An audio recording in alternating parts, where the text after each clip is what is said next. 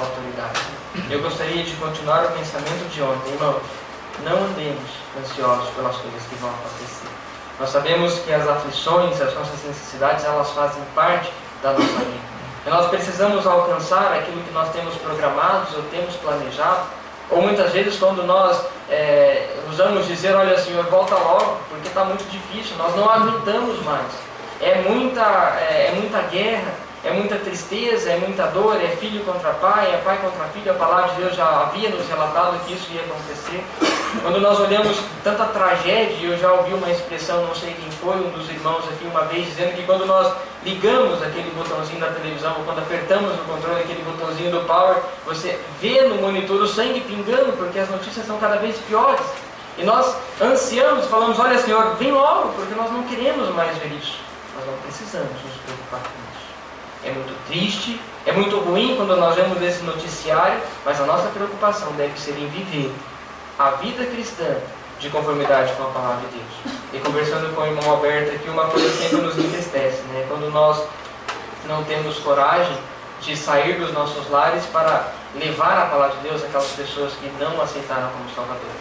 Eu posso dizer aos irmãos que eu fico triste porque nós começamos há algum tempo ali em Cascavel, foram uma sequência de 4 ou 5 reuniões abençoadas pelo Senhor, com 2 ou 3 famílias juntas reunidas, e uma empolgação, um ânimo. Começamos numa quarta-feira, e na sequência logo nos pediram para uma nova quarta-feira, e nós reunimos alguns irmãos ali da localidade, fomos, visitamos essa família, anunciamos o Evangelho, e novamente um outro lá, outra família, olha, eu queria que fosse lá em casa também. Nós fomos lá, anunciamos a palavra de Deus. Finalizamos na 4ª ou 5ª reunião em um outro lar, uma outra casa, aquelas pessoas recebendo a palavra do Senhor com bom coração, de bom grado, e a gente via que aquelas pessoas estavam de fato preocupadas com a nossa ideia de como eles estavam, porque sempre quando terminavam essas reuniões, tinham ali um pãozinho com carne moída, um refrigerante, um bolo servido, e essa hospitalidade colocava no nosso coração uma alegria muito grande, porque nós olhávamos aquelas famílias recebendo a palavra do Senhor Jesus Cristo e dizendo, olha, são pessoas que de fato querem, carecem do Evangelho e estão gostando de saber do Senhor Jesus Cristo. E de repente, numa outra quarta-feira, ninguém te chamou, ninguém falou mais nada, e nós ficamos tristes. Nós ficamos tristes, porque assim, ouviram o Evangelho, e estamos tristes porque se essas pessoas morressem na sua incredulidade e não conhecessem o Senhor Jesus Cristo, a salvação que existe no Senhor Jesus Cristo, elas teriam um julgamento diferente. Se a pessoa nunca ouviu falar do Senhor Jesus Cristo, nunca teve contato com a palavra de Deus, não conhece Deus, ela vai ter um julgamento diferente. Mas todas as pessoas conhecem o Senhor Jesus Cristo. Todas as pessoas agora sabem e receberam o Evangelho do Senhor Jesus Cristo. E muitas pessoas usam aquele versículo, conhecereis a verdade vos libertará. Conheceram a verdade, e essa verdade não liberta essas pessoas. Porque elas ficaram cientes de que a pessoa é filha de Deus quando ela assume o Senhor Jesus Cristo como Salvador. Quando ela recebe o Senhor Jesus Cristo como Senhor e Salvador de suas vidas. E elas sabem que as pessoas que não recebem serão lançadas no lago de fogo. Serão lançadas no inferno e depois no lago de fogo estarão eternamente separadas de Deus.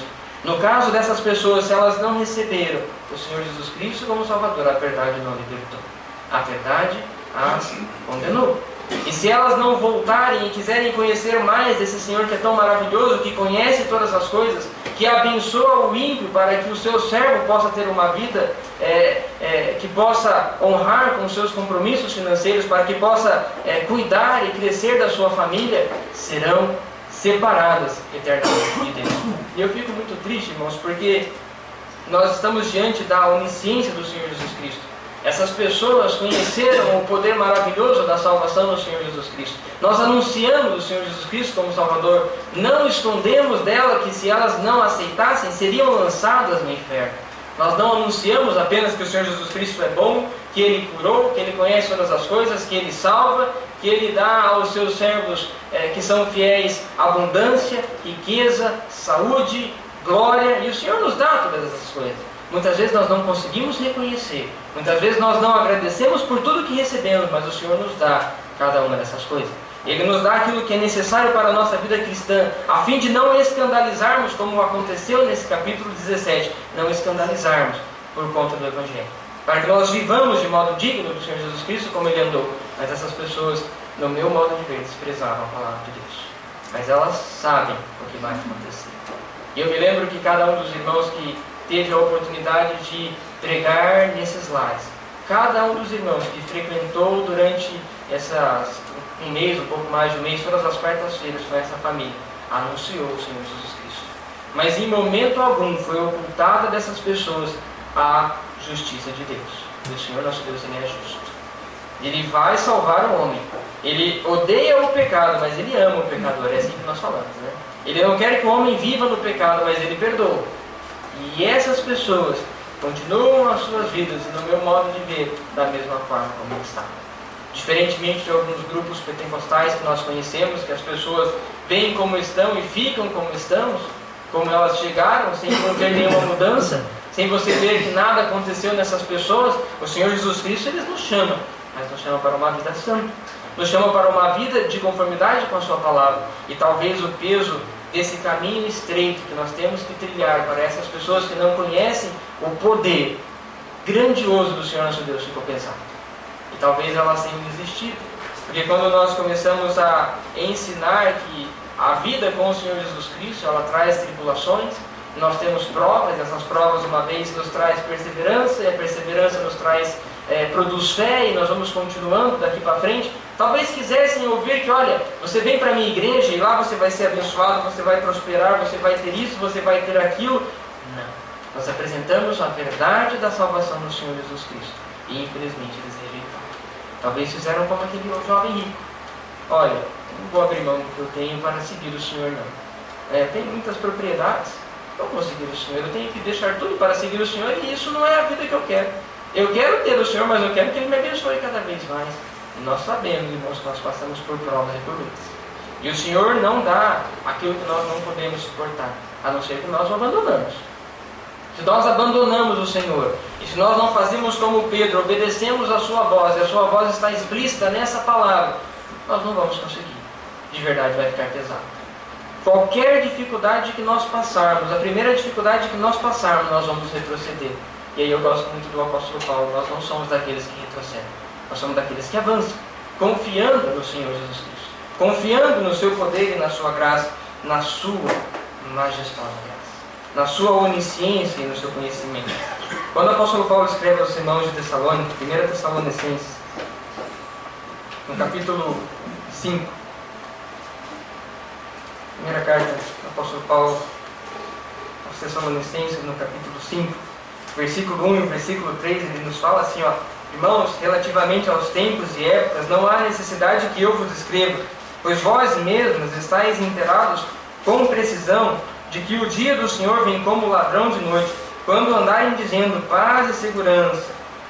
Eis que lhe sobrevirá repentina destruição, como vem as dores de parto, a quem está para dar a luz, e de modo nenhum escaparão. E quando nós lemos o apóstolo Pedro, que também pôde estar com o Senhor Jesus Cristo na sua segunda carta, a segunda carta do apóstolo Pedro, no capítulo 3, o versículo 8 e o versículo 9, nós vamos ler: há todavia uma coisa, amados, que não devemos esquecer, que para o Senhor um dia é como 1000 anos, e 1000 anos como um dia. Não retarda o Senhor a sua promessa, como alguns a julgam demorada. Pelo contrário, Ele é longânimo para conosco, não querendo que nenhum pereça, mas senão que todos cheguem ao arrependimento. E aí ele usa a mesma palavra: virá entretanto como ladrão o dia do Senhor, no qual o céu passarão com estrepitoso estrondo, e aí os elementos serão abrasados. Nós não conhecemos o dia que o Senhor vai voltar. E muitas vezes ficamos preocupados quando somos questionados quando o Senhor Jesus Cristo vai voltar, porque as pessoas que não conhecem, não têm o Senhor Jesus Cristo, não são moradias do Espírito Santo. E como eu fiquei um dia preocupado quando eu ouvi que 1000 passaria e 2000 não chegaria, e começam a perguntar assim, mas como é que vai ser a volta do Senhor? Como é que isso vai acontecer? Ficam preocupadas com aquele momento, porque haverá destruição, vai cair uma estrela do céu, porque com inundação não vai acabar mais, porque Deus colocou o seu arco no céu para dizer que não destruiria mais a terra com água. Então as pessoas conhecem poucas histórias da palavra de Deus sem conhecer o seu conteúdo, sem conhecer o Deus tão maravilhoso que nós servimos, a qual nós temos a oportunidade, o privilégio de seguir e viver para Ele, e ficam preocupadas única e exclusivamente com aquele dia quando o Senhor virá. E as pessoas usam muito esse versículo. Todo mundo conhece, olha, o dia do Senhor virá como um ladrão, né? Então a gente tem que estar preparado, mas a pessoa daí coloca lá um alarme, né?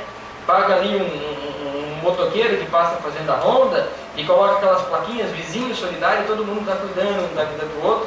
E as coisas vão acontecendo e o Senhor não vem, e as coisas, a vida segue do jeito que está, passam-se 1000 anos, passam-se 2000 anos, passaram-se já 15 anos de quando eu tive medo daquele dia quando o Senhor não ia voltar, né, que o mundo acabaria e eu não saberia para onde que eu ia, e aí as coisas vão acontecendo. E o tempo vai passando e o Senhor não volta. Mas por quê?